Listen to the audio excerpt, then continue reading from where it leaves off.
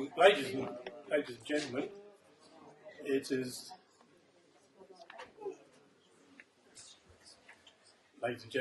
now young Presidenti's turn to perform, and I imagine there'll be a touch of scepticism if I, as the hue of wood and draw of water in the society, say anything which is too obsequious about him. But I will point out that Karl has a couple of very important talents. One is his silver tongue. I joined the society in, I think it was 2001. I went to the 2002 conference with the firm intention that I would sit in the back benches and stay in the back benches. I left the conference as Secretary-Treasurer and an undertaking to organise the 2003 conference in Canberra. So that says a lot for Karl's ability to convince. The other talent he has an absolutely encyclopedic knowledge of Chesterton. I've tried him a few times. I've never found him wanting. On one occasion, we gave him a false quote, and he eventually had to come back and say, "No, I can't find that. I didn't have the heart to tell him." What we did want to say about him is in my note, which I may have left there. Anyway, I think I know it well. That's. Thank you. Karl, you probably know, is university librarian at the University of New England for 16 years, and after that he took on the full-time job of helping to establish this beautiful college of Campion. I can just, in fact, I don't think I can imagine all the work and cross-currents and objections and obstacles that he had to overcome, he and the team, in order to see Campion established. But in the last few minutes, just listening to that scholar, I thought he should get a sense of reward and a feeling of something truly wonderful has been accomplished. In what university would you find a group performing those songs and oratorios? In fact, what Catholic school would you find it? So I think it's a great tribute to him and all the others who worked to establish Campion. Karl has published extensively on subjects associated with religion and culture. He had the honour of being in Washington in 2008, when you addressed the American Chesterton Society. And some years ago, he produced a biographical booklet on Chesterton, and one of the sentences in that little booklet has stuck in my mind. He says, and let's put my glasses on, he says, the most salient feature of Chesterton's writing is his gift for renewing our vision of the realities and values, which familiarity has betrayed us into neglecting. Ladies and gentlemen, with much pleasure, introduce Karl Schmude.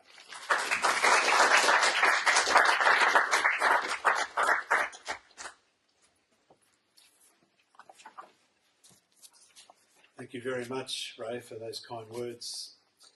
The paper that I am presenting, ladies and gentlemen, is on Newman, but also on Campion, St Edmund Campion, and I've given them the subtitle of the Peter and Paul of Catholic higher education.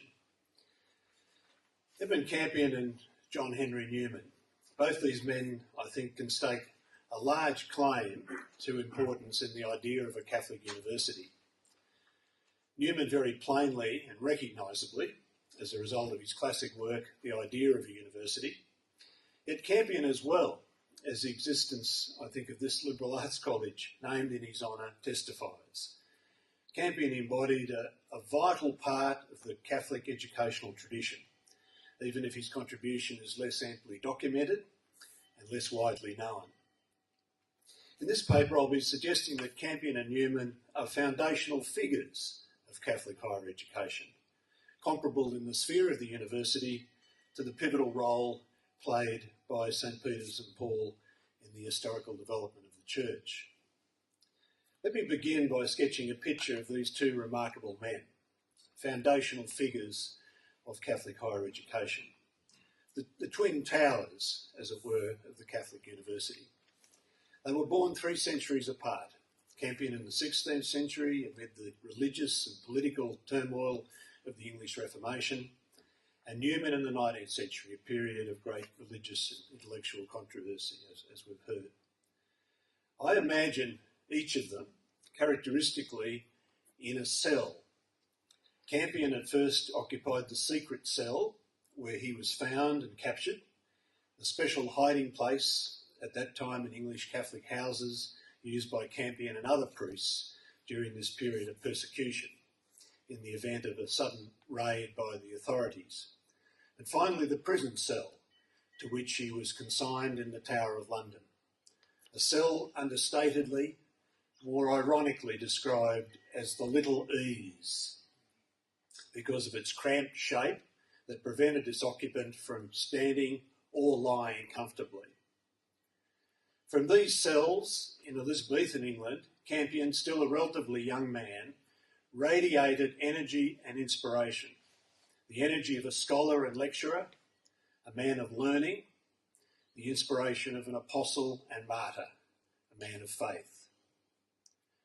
I imagine him in his pain, not only physical pain, having been tortured on the rack and now facing the horror of being hanged, drawn and quartered, but also the mental and emotional and spiritual anguish of a priest trying to shepherd his people in the midst of persecution.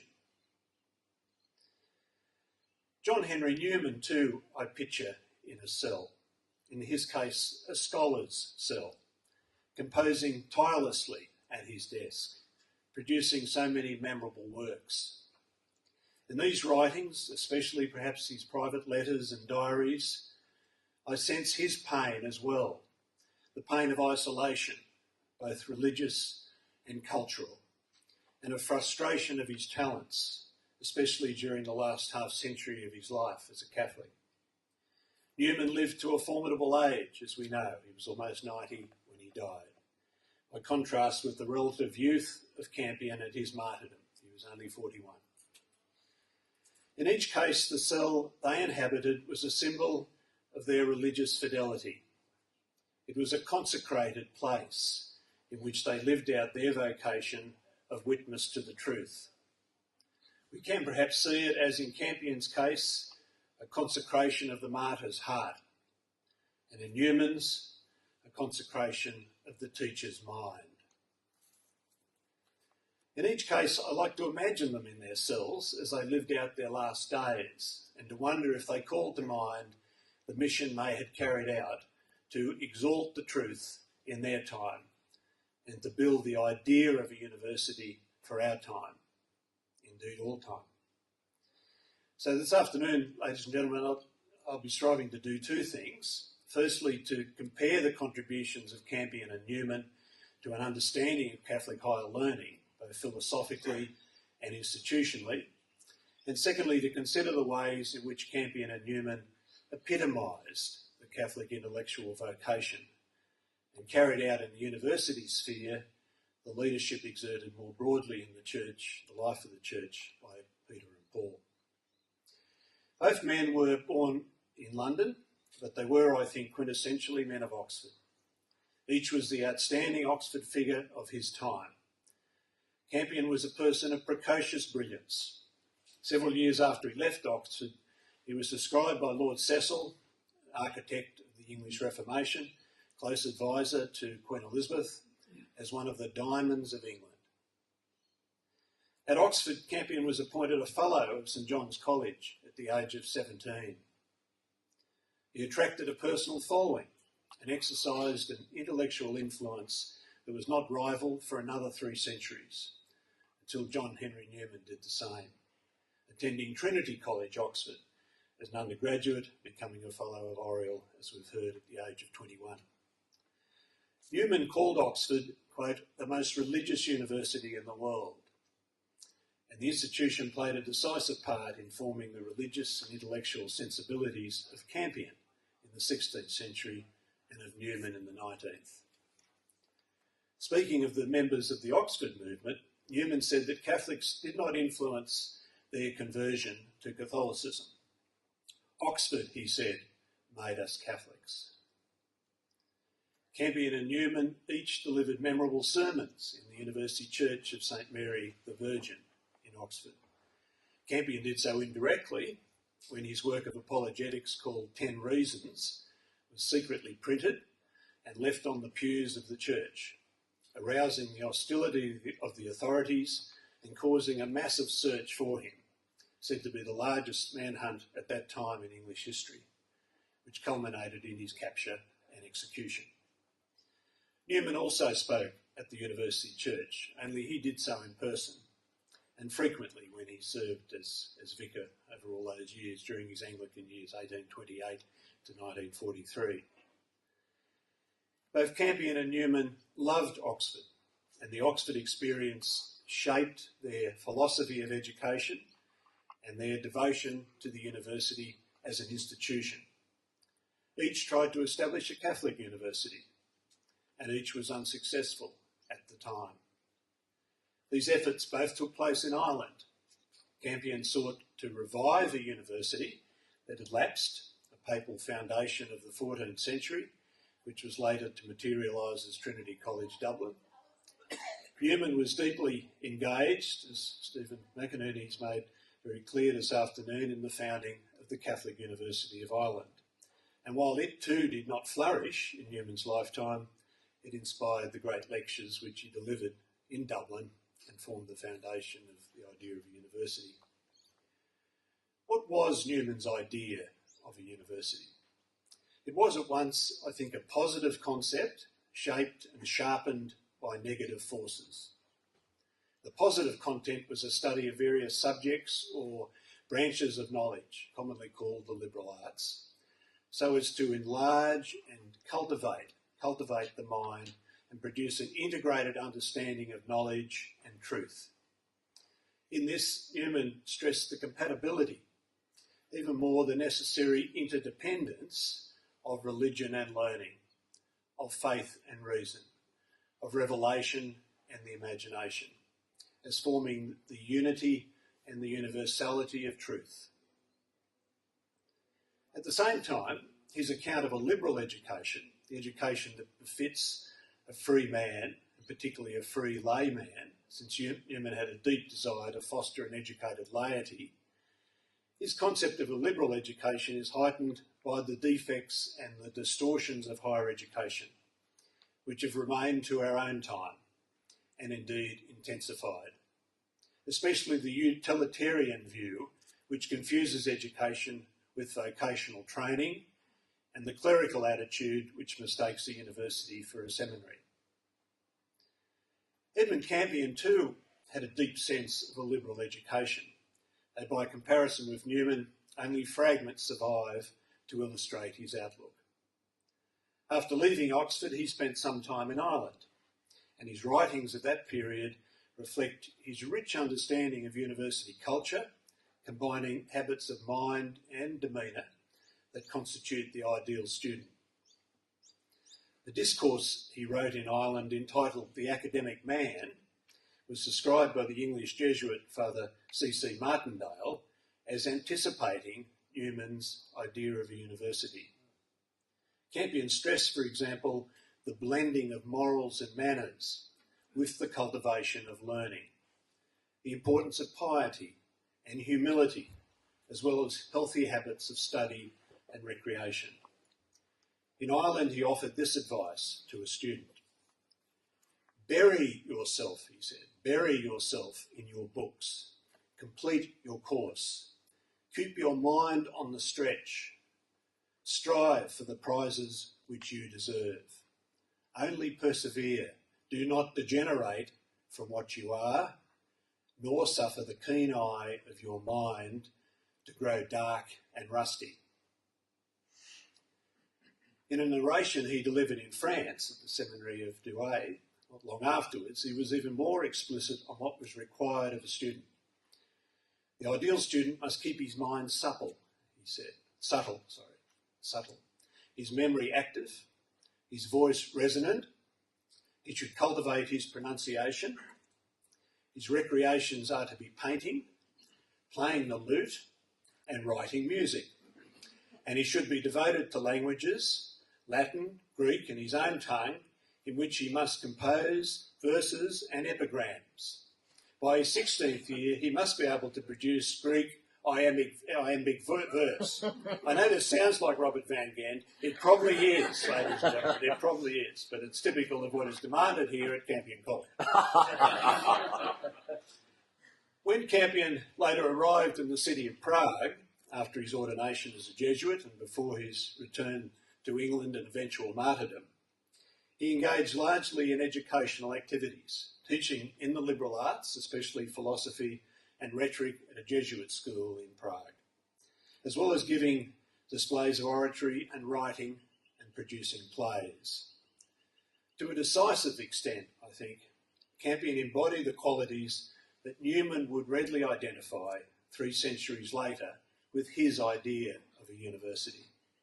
And they both embody, I believe, the Catholic intellectual vocation, consisting as it does of certain distinctive attributes, notably a devotion to truth, the synthesis of faith and reason, an attitude of spiritual sacrifice and fidelity, a zeal for souls, and a certain daring in challenging the status quo. Now, these qualities have registered an impact on our religious and educational culture, not least in the names of Campion and Newman being invoked by various institutions, colleges, university clubs, residential halls and secondary schools in various parts of the world, including, of course, in Australia. The spirit of intellectual vocation is strikingly evident, I think, in both Campion and Newman. In his biography of Campion, Evelyn Waugh describes the process by which the Elizabethan scholar and saint came to realise what God was asking of him in his fidelity to the truth and to God. These are Waugh's words. Only by slow stages was it revealed to Campion how complete was the sacrifice required of him. He had powerful friends and a brilliant reputation. Surely with these it must still be possible to make a career in the world without doing violence to his religion. Surely it was not expected of him to give up all. In the case of Newman too, the process of realisation was slow and yet remorseless. He was acutely conscious of the sacrifices, both personal and social, he made in becoming a Catholic, and he lamented the loss of old associations and the displacement of memories. There's a minor writer of the Catholic intellectual and literary renaissance of the 1930s called Bruce Marshall, and he was a Scottish Presbyterian background, and he always said that in becoming a Catholic, it was thought that he'd committed a social gaffe rather than a metaphysical one. So they're all intertwined, I suspect, in terms of what people have to go through. Newman's last sermon as an Anglican was called The Parting of Friends. He felt no personal consolations or rewards in the years following his conversion to Catholicism, having to endure on the one hand grievous misunderstanding and on the other repeated neglect of his talents and his potential value to the church. In this, no doubt, he suffered a continuing torment, somewhat similar to the one experienced in the following century, the 20th, by another priest convert from Anglicanism, Ronald Knox, who, in the words of a recent reviewer, suffered a mild martyrdom. Even the pangs of intellectual confession were sharply felt by Newman. In writing the Apologia Pro Vita Sua, published in 1864, he reported being, quote, constantly in tears and constantly crying out with distress. Both Campion and Newman understood that the Catholic intellectual vocation involved suffering, suffering for the truth and suffering for souls. One mark of this was the battle for truth, the various controversies in which Campion and Newman engaged.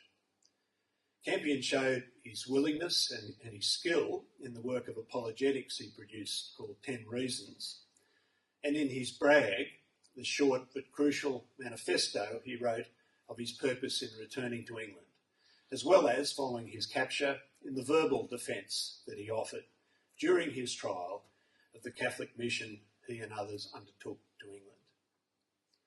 Newman, for his part, revealed at an early date his taste as well as his talent for controversy. Like Campion, he was greatly influenced as a controversialist by the example of Cicero. As his biographer Ian Karl has observed, Newman had a strongly logical mind and great powers of irony and sarcasm, which were especially effective in his satirical writings. A major target of his satire, for example, was the religious and spiritual shallowness, as he saw it, in middle-class England during the Victorian era. And in this, Newman bears ready comparison, perhaps, with Charles Dickens and Matthew Arnold for the effectiveness of his critical prose. At the same time, Newman always appreciated some elements of the established English church, recognising the signs of religious awakening during the 19th century, not only in the Tractarians, but in some of the evangelicals, especially the Wesleyans and social reformers such as the Clapham sect, within which William Wilberforce figured importantly in the fight against slavery. The involvement of Campion and Newman in controversy and the great debates of their respective times is of instructive interest in relation to their contrasting personalities. Campion was a strikingly attractive figure. At Oxford, he gained a loyal following among students. They flocked to his lectures and even imitated his mannerisms and dress style. He was a man of gentle courtesy, but not reserved, delighting in oratory and the theatre. His biographer, Evelyn Waugh, describes him as magnetic and inspiring. Across the centuries, he comes to us, I think, as a man of unmistakable flair. Newman appears as a different personality, reserved, even shy, lonely and highly sensitive, though also robust in the face of adversity, and living as he did so much longer than Campion, much affected by the enfeeblement of age. I've emphasised in exploring the witness that Campion and Newman gave to the Catholic intellectual vocation, their readiness to suffer for the truth, but a further dimension of their vocation, I think, was their willingness to suffer for souls. These are indeed organically linked, in imitation of Christ's own statement that I am the way, the truth, and the life. But they're also treated in Newman's work, the idea of a university, where he argues that while the direct end of a university is knowledge, the indirect effects of a university are religious. In Campion's case, there is his heroic virtue as a priest, at first during his 6 years at Prague, where he not only served an academic role, but was also preacher and confessor and provider of succour to those in prison and in hospital. And then on his return to England, where he faced the hazards of a hunted priest as he ministered to his persecuted flock. One incident in particular, I think, epitomises his pastoral ardour, and that is his forgiveness of the man, curiously called George Eliot, no relation, I think, to Marion Evans, who betrayed him to the authorities. Shades here, perhaps, of Pope John Paul II forgiving the man who tried to assassinate him in 1981, Mehmet Ali Akkar, in his Rome jail cell. Incidentally, it's been reported that Akkar, I noticed recently, now released from jail, recently visited the Vatican to lay flowers at the tomb of the Pope he tried to kill. George Eliot visited Campion in his prison cell and confessed that after his Judas-like act, he feared for his life. Campion urged him to seek God's mercy and do penance for the sake of his salvation.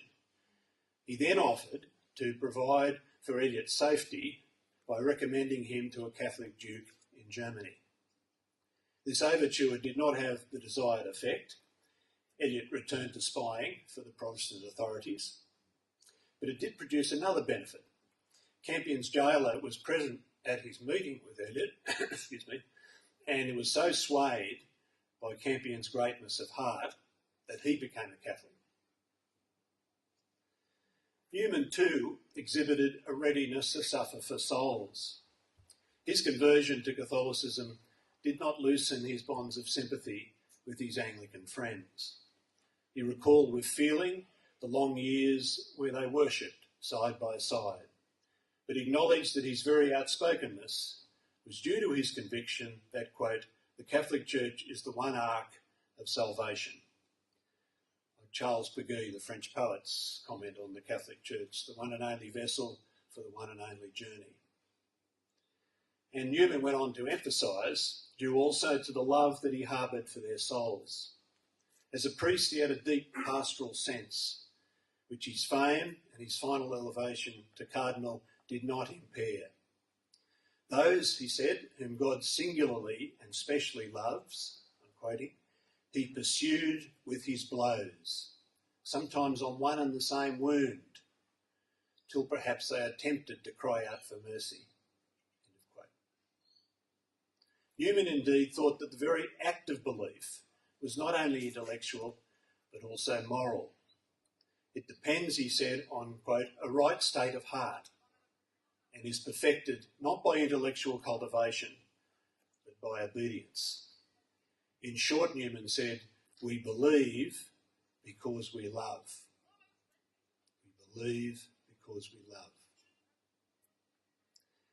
An important factor in the zeal for souls exhibited by both these men, I believe, was their exposure to popular Catholic culture and ordinary Catholic people. As Edmund Campion wrestled at Oxford with his mind and conscience over his religious allegiance, it proved significant, I think, that he moved to Ireland. There he lived in the family home of a friend, and Evelyn Waugh records, for the first and last time in his life, he tasted the happiness of a normal, cultured household. He experienced the tribal life of the Irish people and the dependable routines and rhythms of a deeply Catholic culture. Newman was also exposed to this Irish culture, as Stephen has explained, during the 7 years of his effort to establish the Catholic University. He felt an enduring gratitude to the Irish people for the kindness they had shown him over the years from his first visit in 1851. But at an earlier stage, both before and after his conversion, he had visited Italy and Sicily. He was profoundly impressed by the quality of popular faith. Everywhere, he said, a simple certainty in believing, which to a Protestant or Anglican is quite astonishing. Newman also understood the nature of popular faith, which, while it was often intermingled with pagan traditions and carried superstitions requiring purification, was nonetheless far preferable to scepticism. He who believes a little, Newman said, but encompasses that little with the inventions of men, is undeniably in a better condition than he who blots out from his mind both the human inventions and that portion of truth which was concealed in them. The culture of popular belief and practice is central to the contributions of Campion and Newman to the cause of Catholic higher education. Both were engaged in disputes that seemed ecclesiastical and political, appearing to be essentially a conflict between Catholicism and Protestantism. They were, however, actually far more profound, involving conflicts that were spiritual and even apocalyptic. For both men recognised that new forces were menacing the Christian faith, and by extension its institutions, such as the Catholic University. Like Thomas More before him, Campion saw the great threat posed by the power of the state, which would reorder the priorities of belief and commitment and jeopardise religious liberty and the rights of religious institutions. Newman, on the other hand, was acutely alive to the looming danger of secularism, a threat to the fundamental viability of religious belief in Western society, which was not only becoming irreligious, but also anti-Christian. As Christopher Dawson once pointed out, Newman was the first Christian thinker in the English-speaking world who fully realised the nature of modern secularism and the enormous change which was already in the process of development, although a century had still to pass before it was to produce its full harvest of destruction. In a remarkable sermon which Newman preached in 1873, entitled The Infidelity of the Future, he foresaw the magnitude of the threat posed by militant secularism. Christianity, he said, has never yet had experience of a world simply irreligious, and the trials which lie before us are such as would appall and make dizzy even such courageous hearts as St. Athanasius, St. Gregory I, or St. Gregory VII. And they would confess that, dark as the prospect of their own day was to them severally, ours has a darkness different in kind from any that has been before it. End of quote. It was no longer possible to depend on the orthodox faith of Protestants, while Catholics in England were likely to be seen as the enemies of civil liberty and national progress, and to face discrimination, particularly since they were too prominent to be ignored and yet too weak to defend themselves. Both Campion and Newman possessed, I think, a prophetic sense that remains sharply relevant to our times and to the future of a Catholic university in our society. Frank Schmude once said that Campion was, quote, the first modern man in English history. He was of 20th century cast. He was sensitive, Campion was, to the problem of the state in relation to the church, especially when it came to the enforcement of false religion. No doubt the people of the 16th century were feeling their way on the precise relationship of religious and political institutions, especially when these institutions fell into conflict over the primacy of a citizen's loyalty. But it is perhaps arguable that Campion had an early intimation of the extent to which the state could subject the prerogatives of God to the power of Caesar and lead to the twofold outcome of a politicised church and a desacralised or secularised state, with which we today are much more familiar. A politicised church brings the power of the state into the very bosom of the church, so that the state determines and dictates religious faith, which leads to a fatal confusion of sacred and secular loyalties. There are abundant examples of this confusion in present-day society, particularly in the sphere of law, whether it's the legislature or the court. But perhaps the most striking instance of a politicised church is present-day Islam, which compounds religion and politics in a social order consecrated by nationalism. The lack of distinction in Islam between church and state, between God and Caesar, is of course a direct and often violent confrontation to the complacent yet tenacious secularism of the contemporary West. I think myself the resurgence of Islam in the 21st century has given new relevance, new urgency to the events and consequences of the 16th century Reformation. Indeed, if Islam poses the great threat to Christianity in the 21st century, as communism did in the 20th century, we can appreciate even more sharply the combined importance for our time of the prophetic insight of Edmund Campion and John Henry Newman.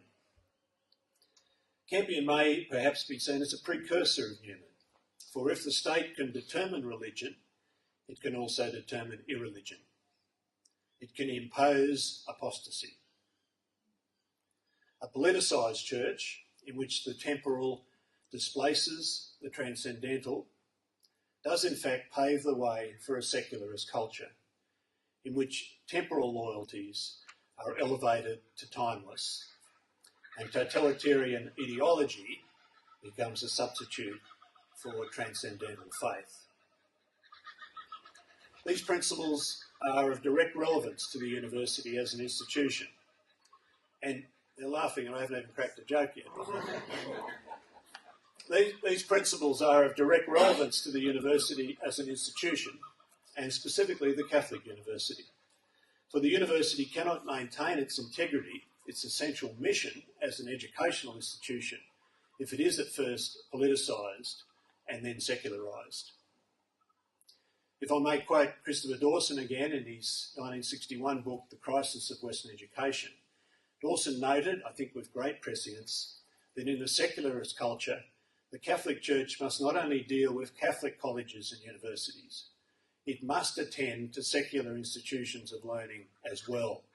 So in exploring the idea of a Catholic university in the 21st century, we must also address, I believe, in Newman's words, the idea of a university. I've described Campion and Newman in the subtitle of this paper as the Peter and Paul of Catholic higher education. A large claim, no doubt, but I hope you will forgive the degree of dramatic licence that may be involved in the claim. But in pondering the importance of Campion and Newman, both for their own time and for ours, I've been struck by certain parallels with the lives and contributions of St. Peter and St. Paul. In their sense of intellectual vocation, Campion and Newman may be seen to resemble St. Paul. Their facility with ideas and with language, their deep convictions founded in faith as well as reason, and their devotion to learning. Paul was a convert, as was Campion and Newman. And just as Paul provided a theological foundation and an intellectual architecture for the Christian faith, so Campion and Newman supplied the intellectual underpinning for a Christian university.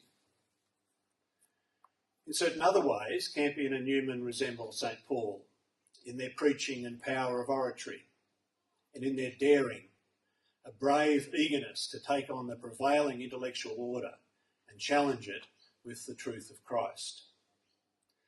To this might be added Campion's personal prowess, a physical daring, an undeniable verve manifested by St. Paul in his perilous journeys and by St. Edmund Campion in his period of constantly evading the English authorities until, like St. Paul, he was captured and martyred.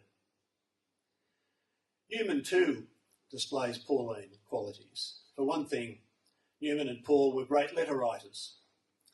For another, they both sought to adapt the church to new conditions.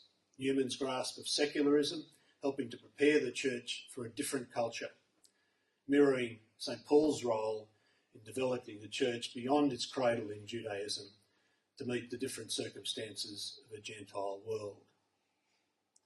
Newman had a special respect for St. Paul because of his humanity, what he called his intimate sympathy and compassionateness for the whole world, not only in its strength, but in its weakness, in the lively regard, he said, with which St. Paul views everything that comes before him, taken in the concrete. Campion and Newman resemble St. Peter in the unmistakable qualities of leadership which each displayed. They embodied and projected a vision of learning, of the intellectual apostolate, of the university, that bears respectful comparison with the broader leadership in the church exercised by St. Peter. They also showed a capacity for organisational development, one of the qualities of a leader, as revealed in their respective desire to found universities in Ireland, and in Newman's case, in his establishment of the Oratory in Birmingham as an institutional centre of Christian humanism. An incidental link of St. Edmund Campion with St. Peter, which I find is intriguing, is that the day on which Campion resigned from Oxford in 1569 and embarked on the path that finally led to his martyrdom was the feast of St. Peter in chains, symbolic prefigurement indeed for Campion himself. And after his return to England in 1580, Campion chose the feast day of Saints Peter and Paul, June 29, to speak on the papacy under the title Tu es Petrus, before a large audience in London. It would, I think, be appropriate that if now blessed John Henry Newman is fully raised to the altars of Catholic sainthood, he might share the feast day of St Edmund Campion, December the 1st, in a grateful echo of the combined feast day of St Peter and St Paul on June 29. Thank you very much.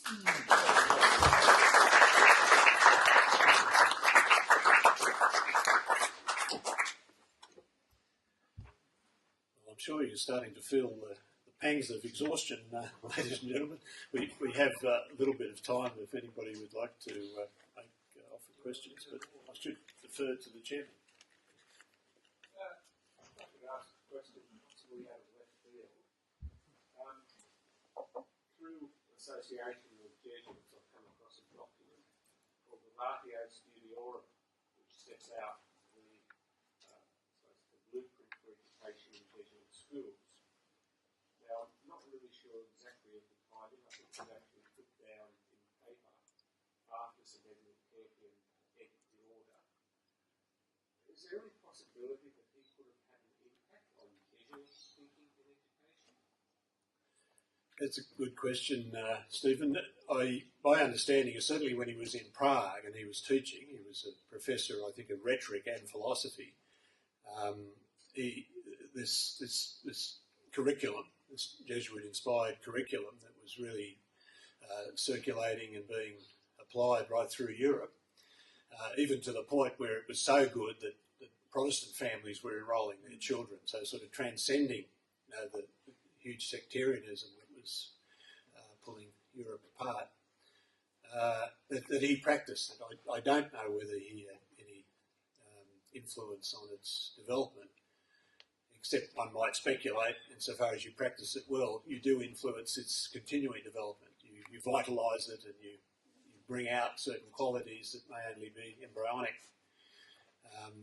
But certainly if we look at one of the models of Campion College in terms of the program, it was a body called the St Ignatius Institute that was established by the American Jesuit Father Joseph Fessio, who created Ignatius Press and has been influential in all sorts of other areas. And he established within a very secularised Catholic university, the University of San Francisco, this little cell of good learning, of Catholic learning.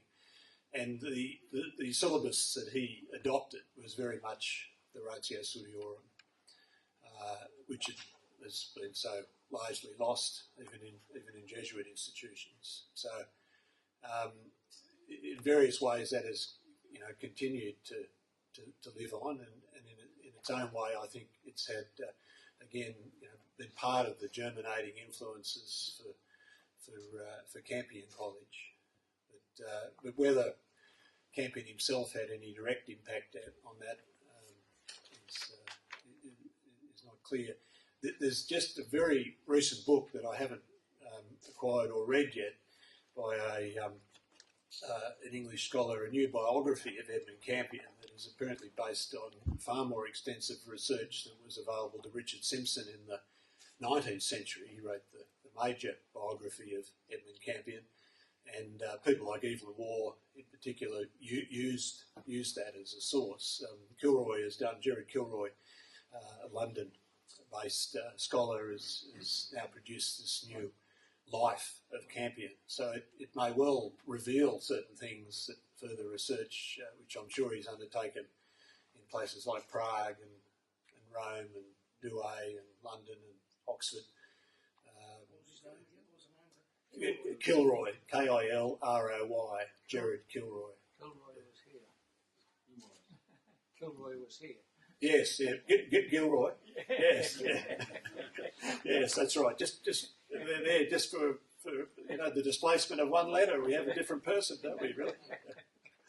Yes, yes, Peter. Sorry.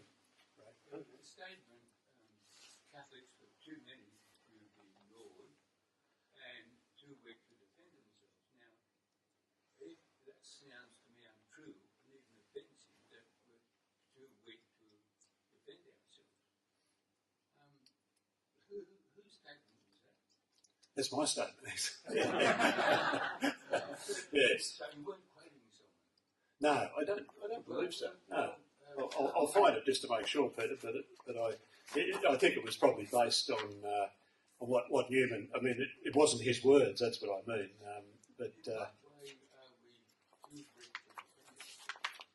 Let me just see if I can. There's the same going on in China. Christians are 2 weeks to defend themselves. Too many to be ignored.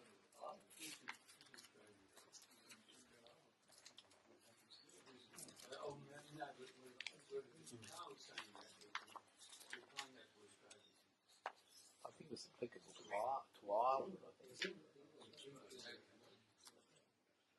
Yeah, I'm just trying to find the particular reference. I get the context of it. Bit of it.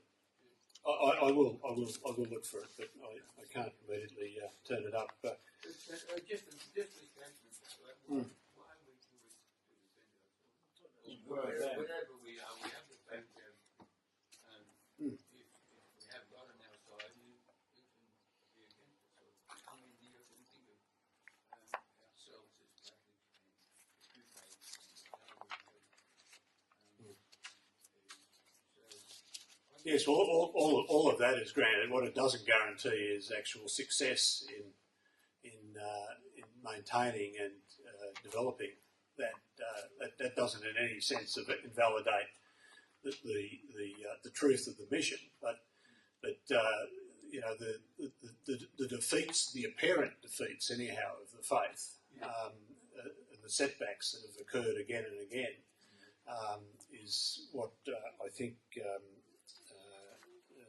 we're being talked about in that statement. That was a statement dealing with the situation Newman was commenting on towards the end of his life, isn't it? That's right. That's right. Yes. It was the 1880s, and you quite rightly pointed out that he was observing long before other people did that the traditional, solid, orthodox Christian faith of the Church of England, the Christian belief, was just ebbing away. And Matthew Arnold, of course, wrote his very famous poem Dover Beach. He was another person who noticed that. But too weak to defend, I think surely what you meant, Karl, was no way of re-establishing general assent to the Christian faith, let alone the Catholic faith, in the England of the late 19th century, which was true. And I think a very sad fact about England is that long before here, due to circumstances in the Second World War, among other things, and the development of public education, the Catholic Church throughout England and Wales was able to set up schools, primary and secondary, for Catholic communities, which were, the premises had to be half paid for by the government, and by the church, I mean, but that proportion was reduced and it now stands at 10%. Government pays 90%. Government pays and has for 70 years paid all the expenses of running the schools, which are supposed to be Catholic schools run by a majority Catholic body. And I was governor of one in Oxfordshire for 35 years. Very sad to see because of the draining away of anything like a knowledge of the Catholic faith, let alone the commitment to it, among the teachers that one could get to work there. And that the Catholic faith is simply not being properly promoted in schools for which the Catholic Church has provided money, and which the government has positively organised to support the establishment of. However, now every school, as far as I know, certainly in England and Wales, is supposed to go along with the same-sex agenda. I'm no longer a governor of that school because we're mostly here. Whether or not they have either the will or the ability to resist the demand that children should be taught that homosexuals are just as good as ordinary people when it comes to their relationships, and that marriage between homosexuals must be taken to be totally identical with real marriage. And that's been enacted as a matter of law. It's quite clearly false. So we should say our faith is too weak. Well, I'm afraid the faith of... Well, he was talking about Catholics. This was just the part again. He was talking again about the darkness of secularism. This is the darkness. And the sad fact is that although institutionally there were good opportunities there, I'm afraid not risen to the occasion have been swept along by, shall I call it, the tide of secularism. And justifications have been sought on all sides, like the spirit of Vatican II and the rest of the rubbish. But I think Newman would have thrown back anything over the people who are promoting the spirit of Vatican II. Yes. Well, he was. That's right, Chris. He was talking about Catholics. He wasn't talking about Catholicism. He wasn't talking about the survival of the faith, which Christ Himself guarantees. As far as he foresaw, yes. perhaps that even though Catholics were pretty devout lot in the England of his time, too weak to defend themselves has come true in a big way 100 years and more later, where due to things that have happened in the wider church since, everybody has decided not to even think about defending themselves, to go along with the crowd. That's what's been happening. Yes. Well, there's times where you look around, given areas where Catholics would have hardly been present, and they now, in a nominal sense, run the show. So they're too prominent to be ignored. But on the other hand, to what extent is any serious recultivation of the faith and sustenance of the faith occurring and finding manifestation in our laws and our practices and our institutions? That's an entirely different matter. Karl, are there any comfortable words that Newman and Campion could give to the Christians in China today? I'm sure there are, but I suppose the first thing to say about Campion, even though there's some things I quoted from him, both because he died young and because a lot of what he wrote was destroyed, given the circumstances under which he died. We have nothing like the range of material. I mean, he wrote a history of Ireland, for example, and on the basis of that, Evelyn Waugh said that he was a master of English prose, which is a pretty high tribute from a master of English prose himself. So I'm not aware of anything there of Campion's, but in relation to Newman, I think even some of the words that I quoted, and there'd be a great many others for somebody who was so prolific, not only in published works but his letters and diaries. Again, I offer them any strategy to resist the Christians being persecuted in China. Is there any strategy that these two could suggest to them? Well, I think strategy, I suppose, is the wrong word to look to them for. Inspiration, I think, given their what they themselves were endured and what they were prepared to, and the way that used to be said, keeping the faith.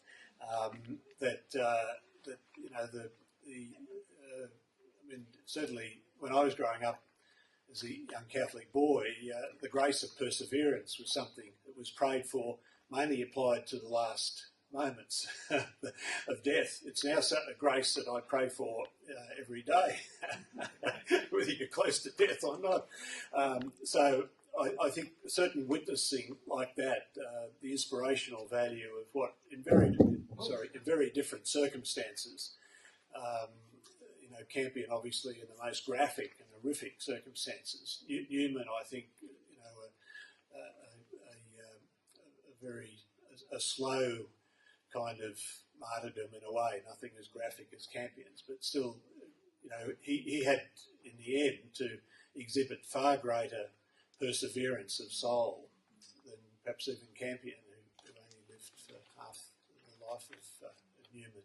So I suppose that's what I'd be pondering there, the examples. I mean, I at a Campion Fellowship conference many years ago, an ANU China scholar brought a husband and wife who got out of China. This would have been in the 1980s, and they had belonged to the Legion of Mary, and they had been distributing Catholic literature outside the Catholic Cathedral, and for that they were both imprisoned for 20 years. Their health, certainly the man's health, was broken. He didn't last too long, unfortunately, after this fellowship. But when they weren't able to speak English, but as you watched them and just spoke to them and just were in their presence, you just felt the depths of perseverance and the strength of their faith in the face of the most horrible circumstances that seem so trivial. I mean, to us, you think, oh, this can't happen. I mean, this is absurd. You know, if you've done something really evil, something really malicious, well, okay, but 20 years for distributing literature. But of course, deep down, the communist authorities would have known just how powerful that was. The potency of that act in terms of undermining the totalitarian order was very great. This only having 2 weeks to defend yourself is a thing that's happening very much to doctors in Victoria, Catholic doctors, when they're refusing to refer for abortions. Now, I know one fellow personally was asked to refer for an abortion. This subcontinental couple had a 9-week ultrasound that suggested the baby was a female, so they wanted it destroyed. He got reported to the medical board, and then the Victorian Parliament sends it in. Recently, they've had another go at him, some bloke, a transvestite or transgender one, that came out to his practice in the western suburbs of Melbourne and demanded to be given estrogens. His breasts were sagging. So, he's up before the board now. And I've suggested to him that males shouldn't have, or, you use the prothrombin gene. If people have got the prothrombin gene, which makes you 5 to 7 times more likely to get pulmonary embolus than other people that haven't got this gene, you could use that as a bit of a defence against the lay people. They probably wouldn't know about that thing. It's only a relatively new known test. But we've got a Captain Catholic Premier, as George Pell said, in Victoria now, like we had in New South Wales. Is that Dr. Hobart you're referring to? Dr. Hobart? Dr. Hobart? Yeah, Mark, yeah. Oh, I should mention that the other thing with him. We're trying to give him help. I thought the issue there was that he's required under the law to refer that patient to a known abortionist, and Hobart said he doesn't know any doctor who will perform an abortion on the grounds of sex selection. Yeah. So did he set that argument? Yeah, he got some judgment against him by the Parliament. Oh, good on him. No, it's happened recently. I said to him, Mark, it's a setup. I'm sorry, I shouldn't have mentioned this now, perhaps. You know what it is, but We might adjourn for afternoon tea. All done. Well, thank you, Karl, for a very interesting address.